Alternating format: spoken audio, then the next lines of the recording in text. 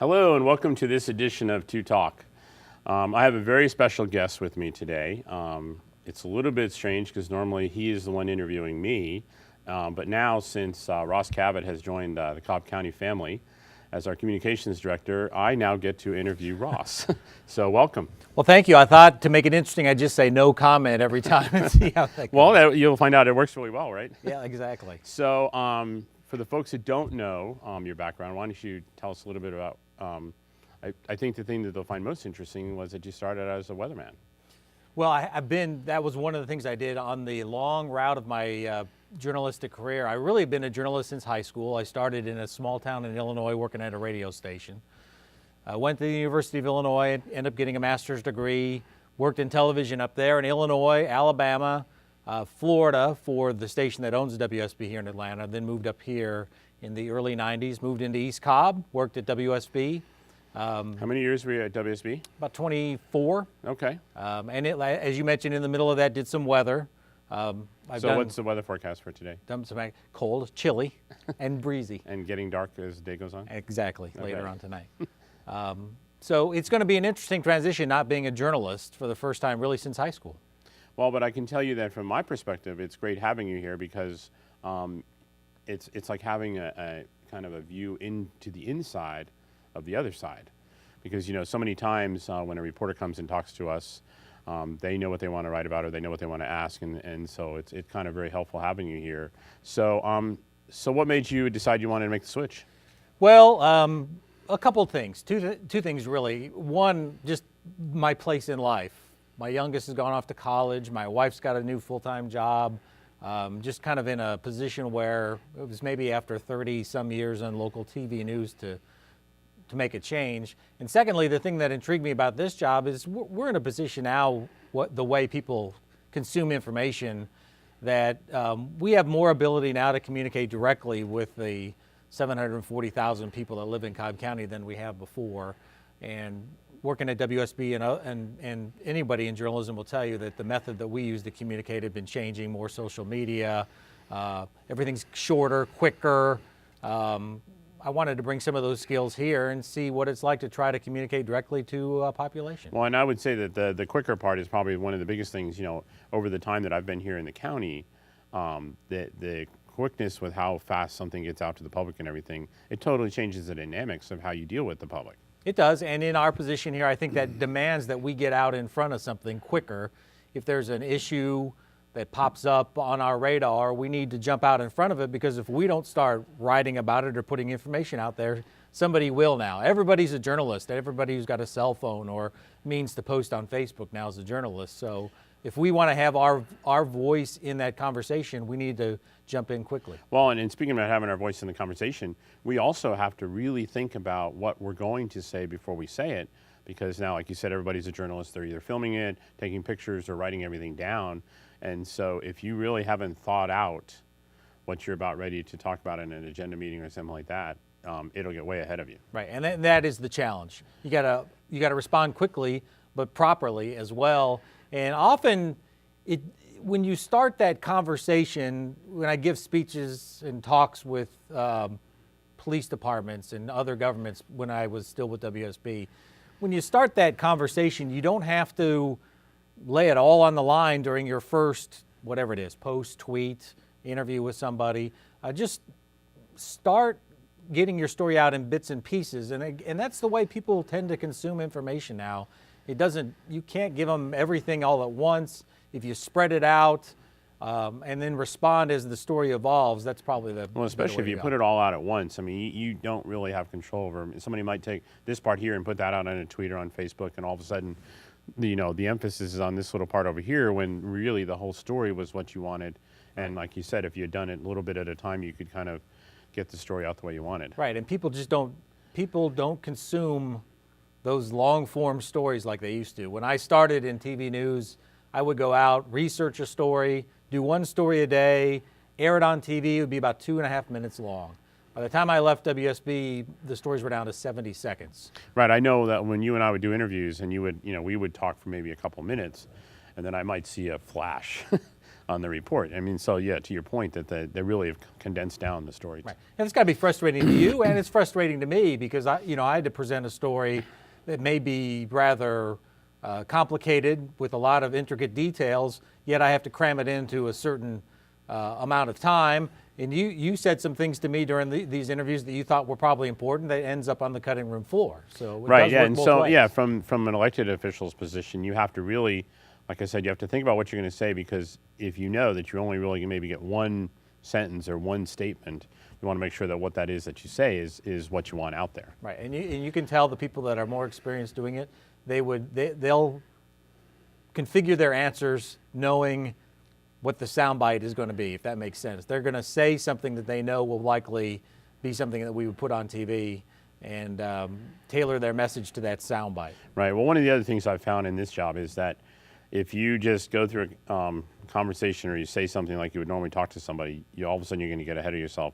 You almost have to kind of be stopping and starting in the middle of the conversation to be thinking to make sure you're saying what you want. Right. And one thing that I always thought was beneficial is that be it you and I or anybody else, we get together and have a pre-interview chat about really, you could give me the bigger picture and then we can narrow it down when we do something that's going to be on TV. Yeah, and that always helped because that did kind of allow me to get the message out there that I wanted out there. Right, but how often do you find yourself not really being ambushed, but being asked questions when you're on the record that you weren't expecting? Oh, it happens a lot because a lot of times you feel like the person interviewing you already knows what they want to write, and so their questions go in that direction.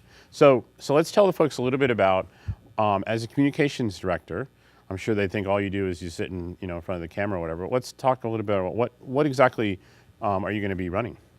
Well, I mean, we have the lovely TV studios here Right. that we do various shows on, but I think one of the big things that I'd like to do when we come in here again is to try to figure out how our population is consuming information and then target that to them and give them the information that we think that they need. So we're working on changing the way we do social media a little bit.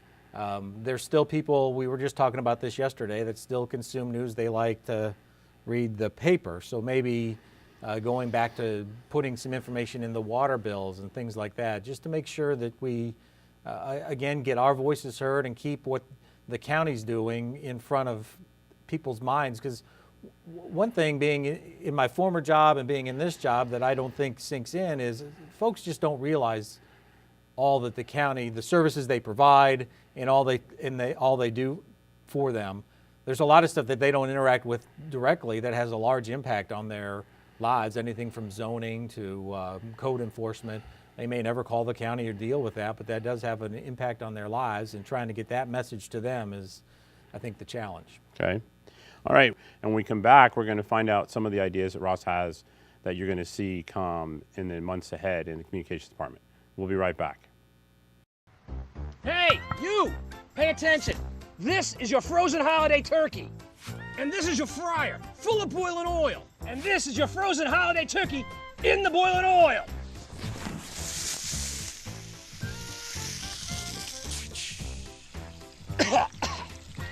So now what we got? Your turkey is burnt, your fryer's ruined, and maybe you set your house on fire. Get the point? Don't do this. Be sure your bird is completely thawed before frying, and never put too much oil in your fryer. Always fry outdoors and away from anything that might catch on fire. Be sure to keep children and pets away from your fryer, and finally, always read your owner's manual for proper setup and safety tips. On behalf of Cobb Fire, have a happy and safe holiday season.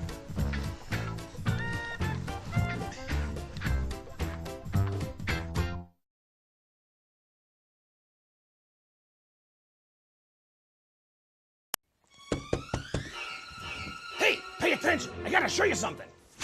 This is your battery-operated smoke detector. This is a dead battery. This is your dead battery in your smoke detector. Now let's try it. Nothing. Get the point? Don't do this. Now this is a brand new fresh battery. And this is a fresh battery in the smoke detector. Now that is a fully functioning smoke detector. And that's music to my ears. Now, smoke detectors, carbon monoxide detectors, and clocks all got one thing in common. they need to be changed at least twice a year. So the next time you change your clock, change out your batteries. And if you have a hardwired unit, well then test it. And if it don't work, well then buy yourself some new ones. Always have adequate protection by having at least one detector per floor. Smoke and carbon monoxide detectors save lives. The next one could be yours. On behalf of Cobb Fire, be safe.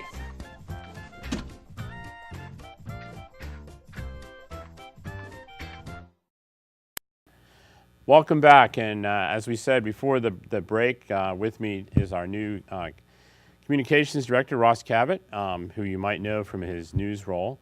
And so what I'd like to talk about now is what are some of the things that folks can expect to see different? And we talked a little bit before the break about how, people's way of getting news has changed, not so much reading, but more, online and stuff. So let's talk about some of the changes you'd like to do in the department. Well, I'd like to try to get some more interactivity into what we do, give the citizens more opportunity to be heard in county government somehow. We're working with IS. They're starting to work on a new version of our cobbcounty.org website.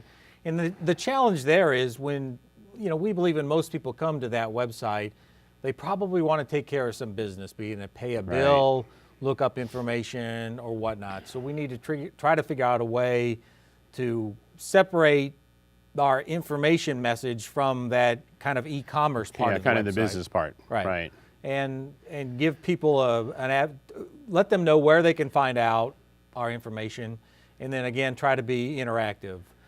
So it's almost like you might need, and people might see that the web page kind of morphs into two parts, the business side and then maybe the information side. Right, and part of that information side too is going to be our social media, because again, that's one good thing. When I worked at WSB, they were very good about teaching us the intricacies of social media, because they realize that's where. Sure, because they're not just Facebook anymore. You have Instagram, you have tons of different ones, and depending on which group of folks you want to get the message out to, really will determine what social media you use. Yeah, we were taught that millennials or anybody really under 25, they're almost consuming all their information on this. Oh, absolutely. I think my son and daughter here would be lost if they didn't have their phone. Right, and I can only get a hold of my daughters through Snapchat. So right. So it's a different world. So how do you talk to those people? That's a challenge that we need to figure out. There is a county. We do have an app. We're going to be working on that as well to try to figure out ways to use that to communicate with people. One thing I'd like to do as well is find out better ways to send out notifications to people. Should there be a large law enforcement incident in their area, severe weather coming into the county, a big fire that may have some sort of hazardous Right. leak, And a lot of people are familiar with PENS, but PENS is really, it's really been tightly controlled as to what the county uses it for, and there really is not that notification type system. I know I get tons of tweets from the county and all that, but there really is not this one, hey, besides the sirens, but not everybody can hear the sirens, especially if, depending on the weather and if your doors and windows are closed. Yeah, part of my duties has to do working with emergency management, and they've been rolling out this thing they call Swift Reach. It's a way where you can sign up and get, I think they're geographical based alerts, so something along those lines. But I think having an app on your phone where something would pop up would be very beneficial.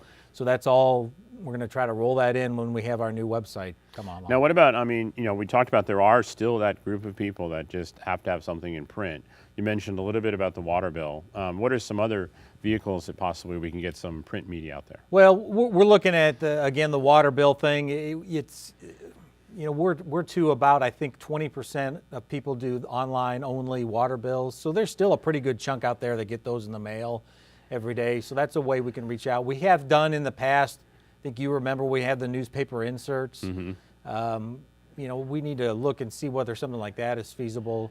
Well, and I think also that one possibility is that, I think that there's a greater percentage of folks that use social media, and it may more be a matter of saying, hey, the county is up to date, and you can get it from social media and not have to rely on the print, because obviously huge cost difference. Yeah, and there are ways to target messages on social media too to a certain. It's getting very complicated, but you can boost post and target things to certain groups of people. Right. So okay, so you've been here a couple months. So what's been the biggest surprise? I don't know if it's a surprise, but you know, people on the outside I think are just generally cynical about government workers. But when I get in here and I work in this building and talk to people, it's not really a surprise, but it's an eye-opener on how much people are put into their jobs and try to serve the citizens. And there is a certain amount of pride working for Cobb County, and there's a certain amount of concern about what the future holds as well. That's not really a surprise, but you know, certainly an eye-opener. I mean, I do think that people would be surprised. I mean, you know, that of course when you go to do business with the government and it doesn't work exactly right, or you don't get the answer you want, you immediately assume that that person is just you know, not doing their job. Right. And I think I would agree with you that, you know, we have some of the best employees, I think, in the state that really do want to do the job and try to help people. And sometimes the answer just isn't what you want. And another thing is there's always that thought you can't fight City Hall. But, you know, I've seen that there's a lot of due diligence given to what the citizens say about certain things, whether it be zoning or something that comes up on the agenda, that there is a lot of weight given to what they have to say about things. So what do you think is going to be the biggest challenge? Well, I mean, going forward, the county faces some challenges with the budget and everything, and trying to keep people apprised about that process, where it's going, what kind of voice they can have, what it means in their life. I think that's going to be a big challenge going forward. People, you know, have busy lives. They're going about their own business. But some of the stuff that we'll be discussing in the county in the next 9 months or 12 months or so are going to be very important. So yeah, I mean, the county really is at a crossroads with a lot of different things that certain decisions are going to really kind of determine the direction the county goes. Right, and so trying to get that message out through all these various things we've been talking about, that's probably going to be challenge number one. So when you did your stories, when you're in television, you always had that at the end, you know, kind of a recap of the message that you were trying to get out of the story. So what would you, if you were talking to someone that wasn't familiar with the county, what would you be telling them? Well, I'd tell them that even if they don't think so, their voice matters, and to become an active participant in what their county does, because you know, we've seen some people come to the county that don't work for the county that have some very good ideas, and they do make a difference. And I'm, again, somewhat surprised about that happening and how much somebody's voice will have. So to just get involved, pay attention, and realize that you can make a difference in the discussion. Okay. Well, thanks for joining me today, and look forward to having you out there keeping me out of trouble and helping me get the message to the public. You promised I'd get to interview you, no? We've done that a couple times already. So, all right, well, thanks for joining us this month. Hope you enjoyed the show, and we'll see you again next month.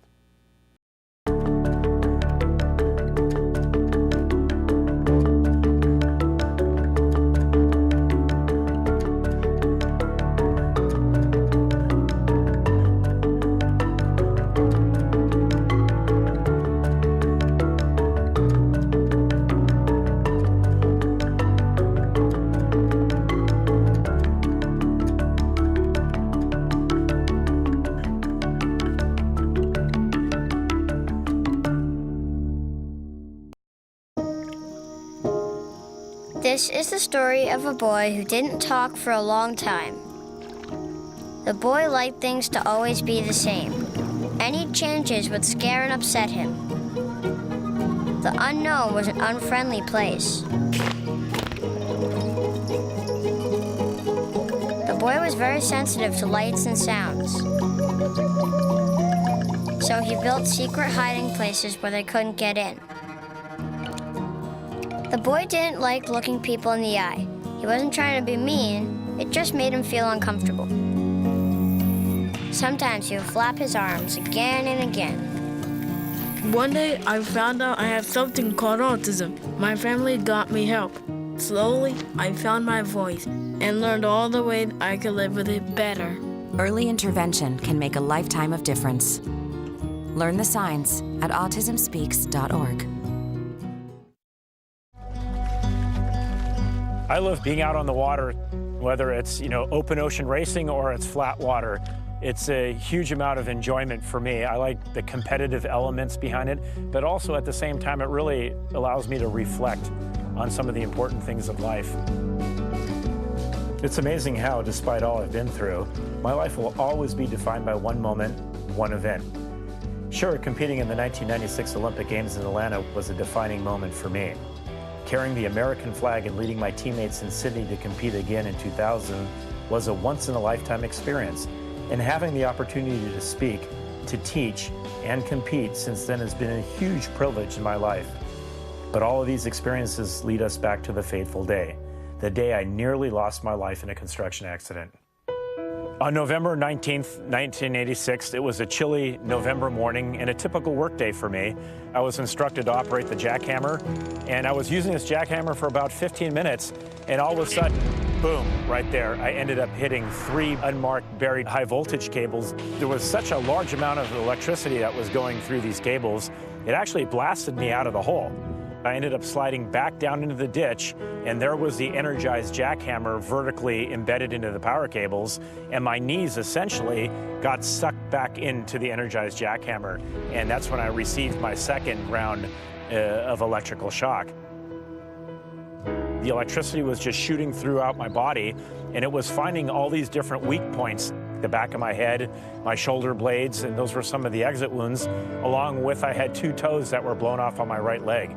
But most of the damage was to the knee area where it came in contact with the jackhammer for the second time, and I had about 1/3 of the knee compartment that was blown away on both of my knees. I was very fortunate because the firefighters were very close by. My heart had stopped because of the large amount of electricity, and they revived me, and then they ended up transporting me to the hospital. And that's where my mother came, and she could actually see the smoke, which was smoldering from my knee area, and that's when my family knew that I was in a lot of trouble, let alone trying to survive. What can I say about an accident like that? It changed my life. Nobody thought I'd be able to walk again. It took nearly 15 surgeries to rebuild my legs and over 3 years before I was able to take a single step without crutches. It's amazing that by today's standards, a simple call, a bit of paint or colored flags would have made a difference. It would have made the difference between me leaving that site on November 19th, 1986 in an ambulance or on my own 2 feet. Over the past decades, our underground infrastructure has become increasingly complex and congested. As a result, it becomes a serious issue of safety every time we dig. From simple projects like planting a tree or installing a fence, to extensive excavation that involves entire sidewalks, city streets, or agriculture lands. It is important for anyone, for everyone, to call 811 before they dig. 811 is our national one-call number, connecting excavators with their local communications center wherever they are located. The communications center's job is to notify all facility operators with lines in the vicinity of your intended dig site so that they may respond and mark their lines. Depending on state law, the free call to 811 should be made at least 2 or 3 business days before digging is set to begin, to provide enough time for the area to be marked. Neglecting this important step and choosing to dig without having underground utilities marked is choosing to put your crew and the public at risk. How are you doing this afternoon? Good, about yourself? Yeah, thanks for coming out. So, what are we looking at here? Looks like we have a lot of high-tech and low-tech equipment here to be able to mark some of these lines. Absolutely. We use paint and flags to mark where the lines are at. We use this utility locator to help us identify where the line's at under the ground. So when somebody calls 811, who calls you to come out to mark? Well, when you call 811, the facility owner gets notified of where you're digging, and they call us and tell us to go out and mark. So these flags actually carry a lot of authority and a lot of power. They essentially mark where the underground lines are, and they can ultimately save lives. Definitely, definitely. Anyone planning to dig must wait the required amount of time to allow all underground utilities to be marked. If markings are disturbed, vandalized, or otherwise worn away in the time between marking and the completion of your project, the communications center should again be notified so that your site may be remarked accurately. There are many opportunities during an excavation where safety precautions can and should be taken, because most accidents can be avoided. As a first responder, our primary consideration is always scene safety. And because we want to make sure that we are protecting the victim, and we also want to make sure that we're protecting the public. We can't stress enough the importance of dialing 811 before digging. It's the law. Every excavator has the ability to lead by example, to practice safe digging habits, and remain dedicated to the goal of 0 accidents on your dig site. Hi, Cliff. Hi, Megan. How you doing? I'm good. Looks like you've got a project here. We do. So what does an excavator need to know in the event that they do damage to a utility? First thing you need to think is communication. And if should it be a gas line, your first step needs to be to dial 911. And after the authorities have secured the scene, call 811. And for other non-emergency damages, even little things like scrapes, dents, and scratches can cause big issues down the road. So always call 811 and the facility owner. So what is the best tip for an excavator if they're going to go ahead and excavate on a site? Keep in mind those fundamental steps. Call 811 before you dig. Give that locate technician the time to come out and mark underground lines. Then respect the flags and the marks on the ground. And when you do need to dig, if you need to come close to where those marks are within the tolerance zone, don't use mechanized equipment. Use hand tools. You've got to dig safely out there. Safety, that's the most important thing. And you know, it's not just the employee out on the job site, it's the loved ones at home. That's where it's affected mostly. 25 years ago, when I was involved in my accident, you could see the power of the utility as it blew through my boot. So important to be able to go to work and come home in the same condition. Couldn't agree more. Safety needs to be our top priority. A handful of simple steps can help make your excavation site accident-free, protecting the public and your excavation crew from injuries and worse. Calling 811 or submitting an online locate request through your communication center's website is the first step. Waiting to have your site located and making sure the marks are intact and accurate before you dig comes next. And finally, digging carefully with respect for the marks and the underground utilities is critical. It doesn't matter what equipment you are digging with, be it a backhoe, horizontal directional drill, jackhammer, or even simply a hand shovel. Care must be taken, especially within the tolerance zone, because accidents can happen to anyone. We're never prepared for a traumatic experience. And I learned that, you know what? I can only be the best person that I can be. So I'm gonna have to put 100% energy into my rehab process. So each and every step was very difficult, but I had to learn and I had to believe.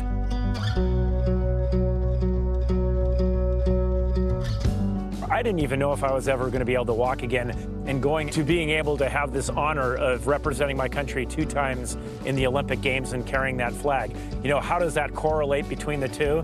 It all goes down to belief. You got to believe in yourself. It's that hard work. It's that determination. It's being able to go out there and build on your foundation. We've got to be able to set those goals, and going out there and being that best person that you can be. That's how you're going to achieve your goal. And you got to believe in it. You got to have faith. An accident-free dig site is our goal. Dedication to the goal of safe digging is a shared responsibility between the excavator, the locator, the facility operators, and the communication centers that connect them.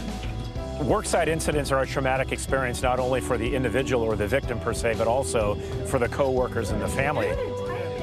Having a new family member in my life, a beautiful daughter, it really hits home hard. It's just so important to be able to come home in the same condition that you came to work. We never know what we're going to face tomorrow in our lives. Perfect practice makes perfect.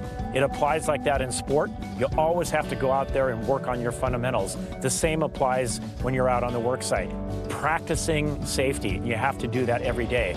You are choosing to be a hero every time you take the steps to have your dig site accurately marked, keeping your crew and the public safe. Because safe digging is often as simple as knowing what's below. Be a hero. Respect the flags. Brought to you by Georgia 811.